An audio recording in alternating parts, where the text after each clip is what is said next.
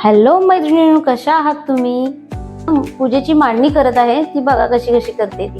पहिल्यांदा मी चौरंग घेतला, चौरंगावरती blouse piece अंतरलं, त्यावरती अक्षदा ठेवल्या, मग कलश घेतला, कलशामध्ये नाणे, सुपारी, दुर्वा घातल्या, हळदी कुंकाची बोटे ओढून घेतली व स्वतःलाही हळदी कुंकू लावून घेतलं आणि नंतर कलश वरती ठेवला, कलशामध्ये नारळ ठेवला आणि 5 झाडाची 5 डाळे आणलेली ती घातली नारळाच्या साईडने अशी आणि नंतर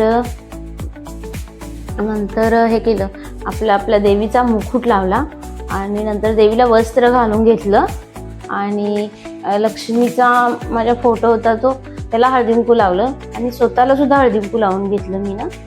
आणि नंतर माझा अभिषेक गणपतीला करायचा विसरला होता, तो मग नंतर मी गणपतीला अभिषेक करून घेतला आणि त्याला पण हळदी कुंकू लावून दुर्वा घातले आणि फुलं वाहली आणि नंतर समई लावली जवळ आणि समईला पण हळदी कुंकू लावून फुले वाहून नमस्कार केला आणि 5 खाऊची पानं 5 ठेवली, त्याच्यावर 5 वेगवेगळ्या प्रकारची फळे ठेवली, फळांवरती फुले घालून घेतली आणि मग रांगोळी मी आधीच काढून घेतली होती, त्यामुळे जरा मला मांडणी करायला जरा त्रास झाला, पण इट्स ओके. पण ठीक, छान झाली माझी पूजा करून.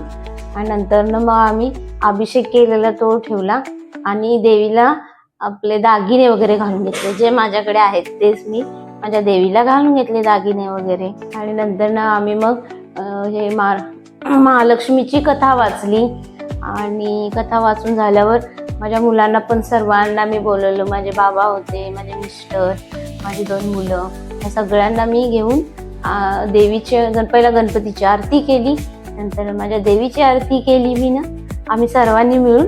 आणि नंतर मग अभिषेक नैवेद्य दाखवला, पुरी भाजीचा नैवेद्य दाखवला आणि वाटीमध्ये दूध ठेवलं होतं, थोडंफार पाणी पण ठेवलं ते नैवेद्य दाखवण्यासाठी. मग ते पाणी वगैरे दाखवलं, जवळ समया पण लावल्या होत्या मीने आणि नंतर आरतीचं ताट होतं, सगळ्यांनी आरती ओवाळली आणि माझ्या देवीला हळदी कुंकू वाहले आणि मग सगळ्यांना माझ्या मुलांनी मग सगळ्यांना अभिषेकचा प्रसाद वाटला.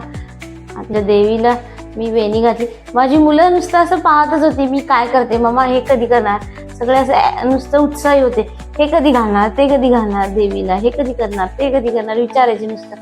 ते विचारेल तसं मग मी सांगत पूजा माझी पूर्ण करून घेतली आणि माझ्या देवीला म्हणलं, माझ्या घरच्यांना सुखी ठेव, सर्वांना सुखी ठेव, तुझा आशीर्वाद सर्वांच्या पाठीशी राहू दे.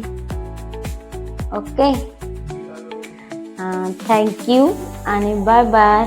माझा व्हिडिओ जर तुम्हाला आवडला असेल तर कमेंट करा, सबस्क्राईब करा आणि लाईक करा आणि तुमचा आशीर्वाद असंच आमच्या पाठीशी राहू दे आणि तुमचा आशीर्वाद आमच्या असंच पाठीशी राहू दे, हीच माझ्या देवीचरणी प्रार्थना आहे. Bye bye.